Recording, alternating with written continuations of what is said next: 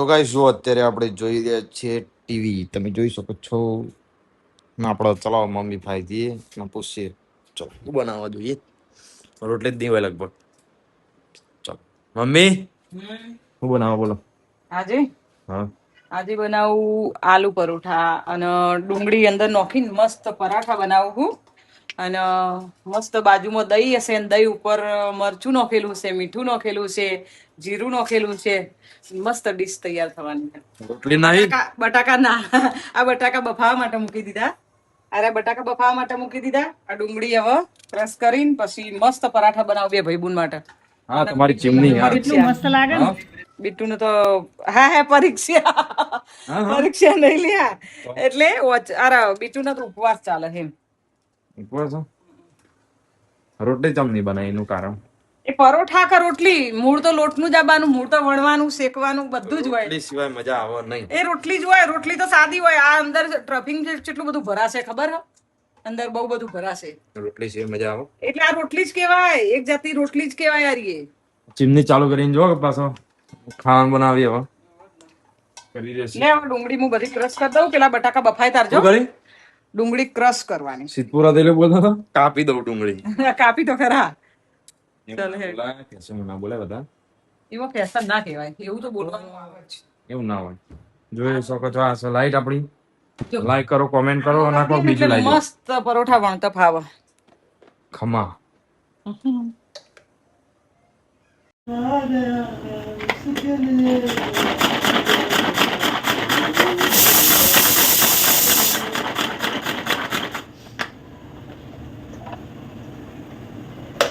તો ગાઈસ જુઓ આ ડુંગળી તૈયાર થઈ ગઈ છે.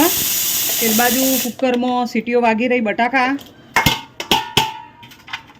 બફાવા માટે મૂકી દીધા. તો ડુંગળી અને બટાકાના આમ આલુ પરોઠા કહેવાય પણ અંદર ડુંગળી નોખીને કરીએ ને એટલે મસ્ત થાય. થોડો ટેસ્ટ સારો આવે.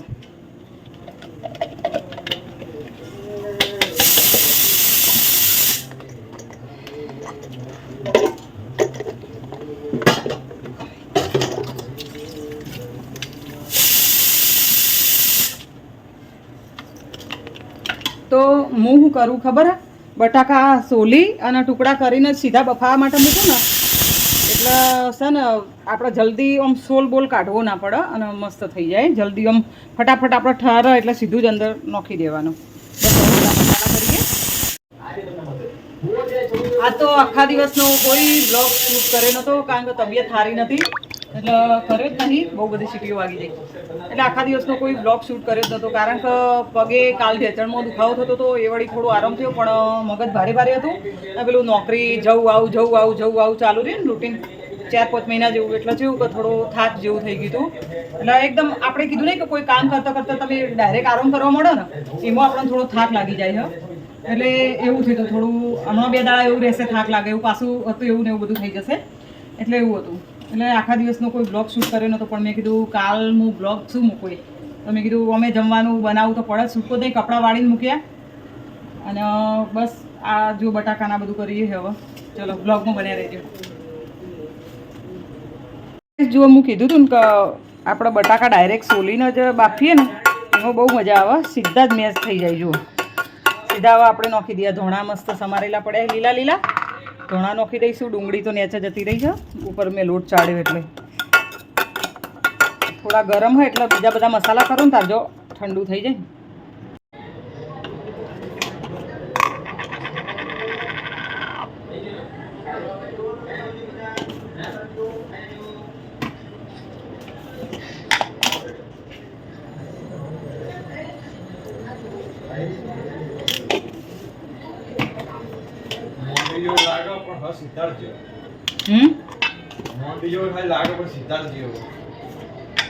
મરચું, મીઠું, હળદર અને આ ધોણા જીરું નાખ્યું. ધોણા જીરું થોડું ચડિયાતું નાખીએ ને એટલે બધું મસ્ત લાગે. લીલા ધોણા તો નાખવાના વધારે સારા લાગે અને શરીર માટે બહુ સારા.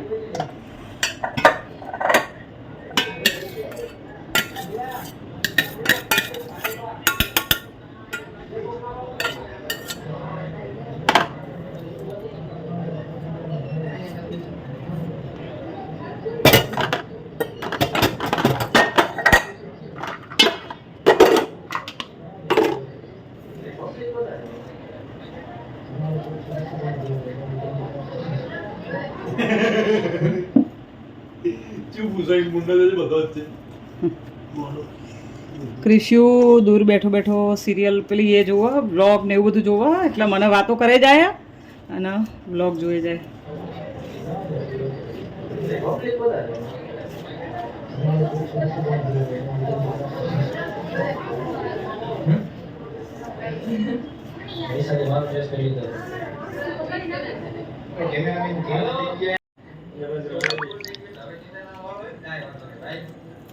हम देख लेंगे बात कर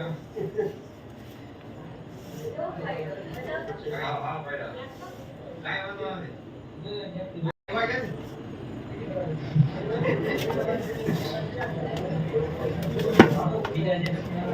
થોડો લોટ સેટ થાય તાર જો ઠોકી મૂકી દો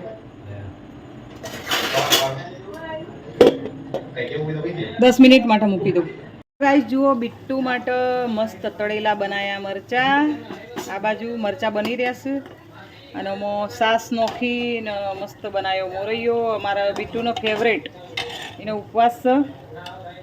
હજી મોરૈયો બાકી છે. પેલી બાજુ 10 મિનિટ થવા આવી, લોટ તૈયાર થઈ જવા આવ્યો હ. આ બાજુ ગેસ ઉપર બનાવી દઈએ પરોઠા. સરસ લોટ સેટ થઈ ગયું હ, ફૂલીને તૈયાર. તો પરોઠા બનાવી દઉં.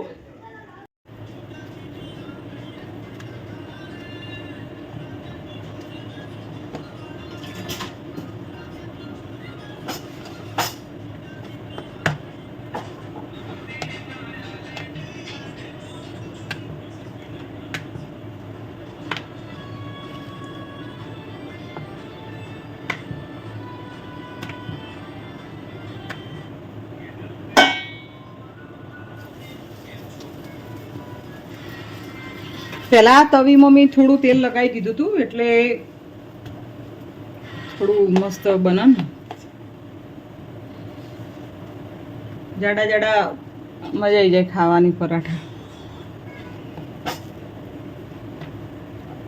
મારે એક તો ડાયટિંગ ચાલે હ અને આવું ને આવું ઘેર હોય ને એટલે બનાવો ને એટલે તમે જોજો મારા ડાયટિંગમાં બિલકુલ ભલીવાર નહીં આવે. કારણ કે મને હે ને થોડું અડધોએ આવું કંઈક બનાવું ને એટલે અડધો એ ચાખું ના ને તો મને ચેન ના પડે. આવું બધું હોય તો ગાઈસ આ તવી દેખાય ને જેમ હું અત્યારે હાલ પરોઠા બનાવું છું. ઘણીવાર બાજરીના રોટલા અંદર, ઘણીવાર નહીં કાયમ હું અમુક બાજરીના રોટલા બનાવું, અમુક શાક બનાવવું હોય તો એ બનાવું.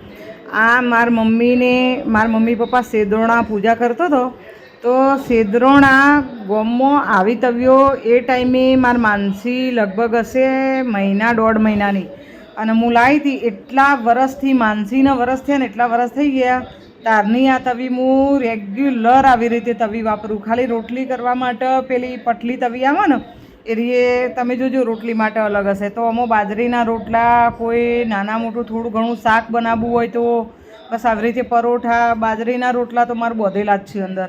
જેમ આપણે માટીની તવીમાં રોટલા નહીં થતા એવી રીતે ઓમો થાય. આપણે એમ કહીએ કે લોખંડની તવી, એ બધી લોખંડની તવીમાં તમે રોટલા કરો ને એમાં મજા ના આવે, પણ ઓમો બહુ જ મસ્ત રોટલો જેવું તમારે બાજરીનો રોટલો તમારે પેલી માટીની તવીમાં થાય ને એવો જ ઓમો થાય હશે એમ.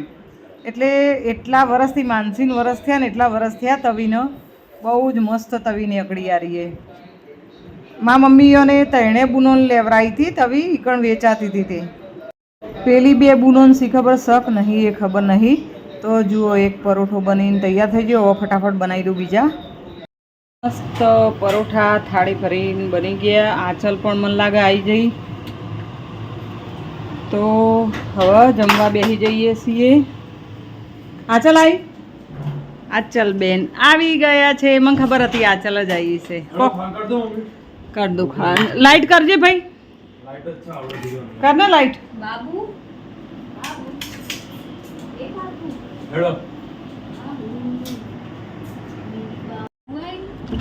બિટ્ટુ ઓછવા બેઠેલ લાગે. બિટ્ટુ હેડ ખાવા, હેડો ખાવા.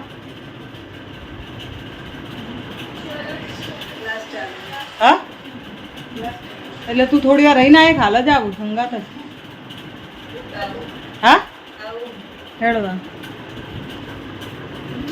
રહ્યું છે. વાદી વાદી ચાલી રહી છે ભાઈ, વાદી વાદી. હેડ હાથ પગ ધોઈ દો, હેડો ખાવા હેડો. જો કેટલું મસ્ત લાગે ને. લે ક્રિશા પકડ. હા જો હું આચલને પેલા ખવડાવું, આચલને કેવું લાગે. આ ક્રિશ મને કે કરતો હતો કે ઓમ તેમ ગરમ હશે, થોડું ફૂંકમાં થોડું સામાન્ય ફૂંકમાં. હવે ખા.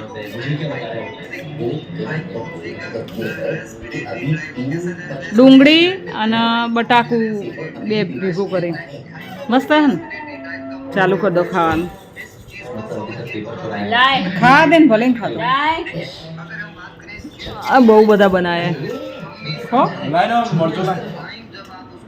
તળેલા મરચા બીટુ ના શું યાર હે, બીટુ માટે અલગથી બનાવે પણ તારે લેવા બીટુ આમાં હાલ દેજે એટલે એને લોટવાળા ના થાય, અલગથી આપી દે.